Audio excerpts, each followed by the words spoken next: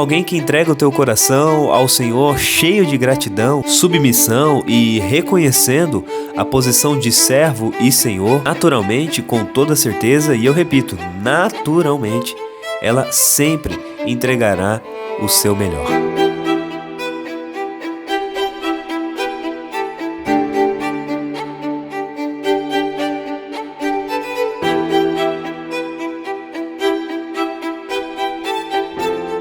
E aí, tudo bem? Sejam bem-vindos a mais um vídeo. E hoje, na continuação do capítulo 4, nós acompanhamos o crescimento da primeira família. Um pai, uma mãe e 2 filhos vivendo em ordem e trabalhando como uma equipe, cada um na sua função. Depois de um tempo, e acredito que já um pouco acostumados com a nova realidade, a rotina de trabalho e cooperação vai dar lugar ao primeiro momento de ofertas apresentadas a Deus. É nesse texto de uma vasta possibilidade de reflexões que nós vamos conversar hoje. Então, puxa uma cadeira e vem comigo, porque hoje a gente vai falar de Bíblia. Voltou a dar à luz, desta vez a Abel, irmão dele.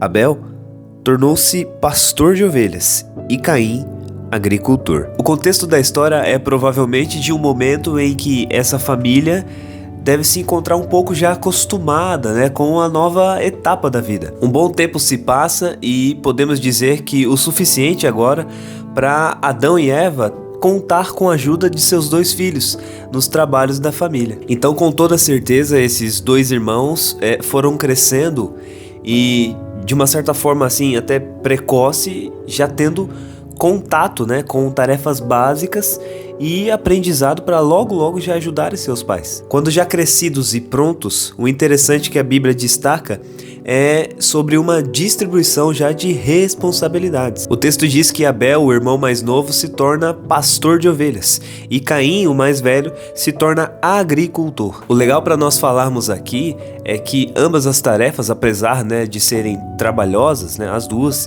oferecem coisas diferentes e exigem coisas diferentes também. Um trabalho de pastor de ovelhas vai te demandar mais atenção, destreza, cuidado principalmente, e vai também te proporcionar ali uma interação constante com os animais. Por outro lado, Caim provavelmente está sempre sozinho, no silêncio, precisando no teu trabalho de mais brutalidade, mais força, mais resiliência, lutando contra o cansaço, contra o calor e contra a resistência do solo. Eu que sou do século 21, nasci e cresci em um ambiente urbano, pouquíssimas vezes precisei pegar numa enxada, e quando precisei era para tirar um matagal que crescia lá na calçada de casa, e o que me durava assim uma meia horinha, e mesmo assim eu me cansava, parava um pouco, às vezes o sol quente, enfim, mesmo assim eu me cansava. Fiquem à vontade aí para brincar e zoar nos comentários, tá? Mas essa rasa experiência que eu tive ali com uma enxada pesada e uns matinhos em casa já me dá a noção, uma leve noção de que o trabalho de Caim não era fácil, O de Abel também não era fácil, um pouco menos trabalhoso, mas ambos eram trabalhos árduos, trabalhos difíceis. Os versos 3 e 4 nos dizem que, passado algum tempo, Caim trouxe do fruto da terra uma oferta ao Senhor. Abel, por sua vez, trouxe as partes gordas das primeiras crias do teu rebanho. Aqui nesse trecho eu gostaria que você se atentasse que nós já conseguimos encontrar algumas diferenças no comportamento pré-oferta e também na escolha de oferta de cada um desses irmãos. Detalhando um pouco o texto, nós vemos que Abel traz das melhores partes, das partes mais gordas e também das primícias do seu rebanho.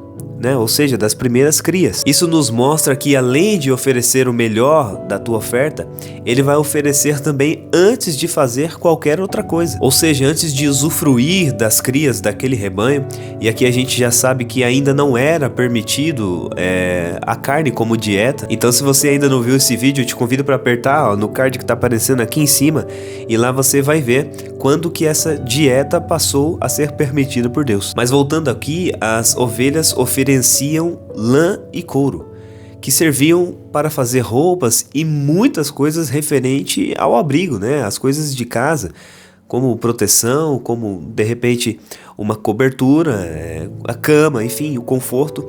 tantas outras coisas referentes a isso. Então, antes de Abel pensar e fazer tudo isso, e com o que sobrasse ele ia lá e oferecia ao Senhor de oferta, nós entendemos que não. Em primeiro lugar, ele oferece a tua oferta de gratidão e adoração a Deus, nos dando a imagem de alguém com um coração grato, né? Reconhecendo a bondade e a provisão de Deus em tudo. Em contrapartida, nós temos no começo do verso 3 um pouquinho sobre Caim, e vai dizer que passado algum tempo, ou em outras versões, ao cabo de dias, ou seja, depois de um período de tempo, né, depois de um certo tempo passado, Caim vai lá oferecer alguns produtos da terra, do fruto da terra. E aqui nós temos uma interpretação sensata em dizer que Caim, diferente do teu irmão Abel, não preparou em primeiro lugar uma oferta ao Senhor, não separou ali das primeiras safras, né, das primeiras colheitas para Deus. Quem assistiu o nosso vídeo de Gênesis 1 lembra que nos cabe colocar os céus antes da terra,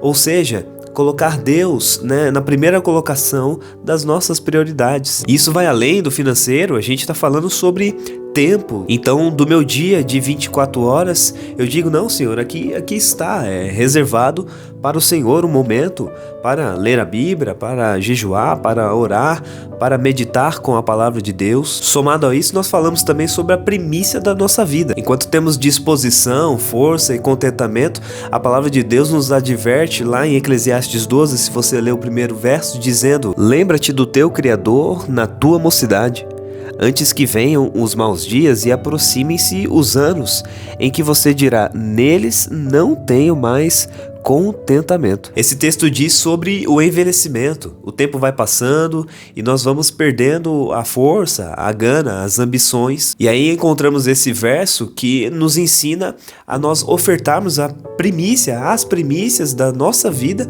enquanto ainda há força e disposição. A outra diferença na oferta de Caim comparado a de Abel é que ele não oferece o seu melhor para Deus. Quando a gente toca nesse ponto no assunto da oferta, o nosso melhor não está ligado ao valor que oferecemos, mas sim na forma a qual oferecemos. Em 1 João 3, verso 12 diz: não sejamos como Caim, que pertencia ao maligno e matou seu irmão. E por que o matou?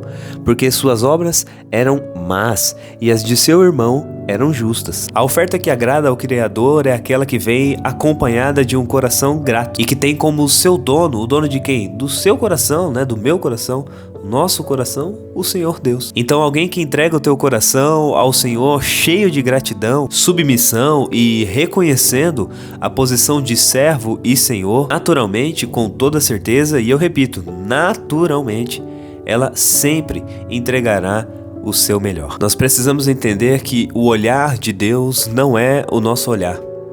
Os valores que Ele muito considera não são os valores que nós consideramos aqui na Terra. Enquanto olhamos muito para os números, para a fama, para o sucesso, o Senhor Deus olha para o nosso coração.